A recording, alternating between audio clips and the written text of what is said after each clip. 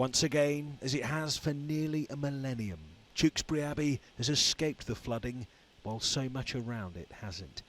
It took foresight back in 1102 to build it on elevated land, meaning it survived Storm Dennis and a multitude of others.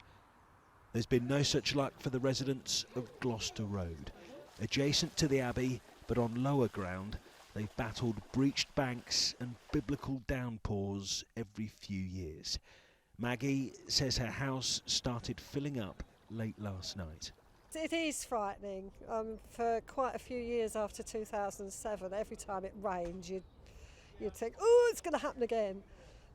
We've got a lot more relaxed now, but it has happened. Yeah, and it will happen again. And it could happen in the next 48 hours. There are almost a dozen flood warnings in place along stretches of the River Severn between Tewkesbury and Gloucester.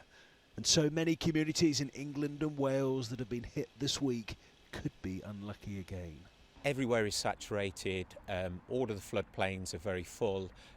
We really do need to keep an eye on the weather forecast, because if we start getting torrential storms locally or on these catchments, then we are going to see further flooding. But those who remember the floods of 2007, 12 and 14 know the residents, like the Abbey, are built of strong stuff. We're still here and we've survived, and everybody around just carries on. So, they're pretty resilient people in Tewkesbury.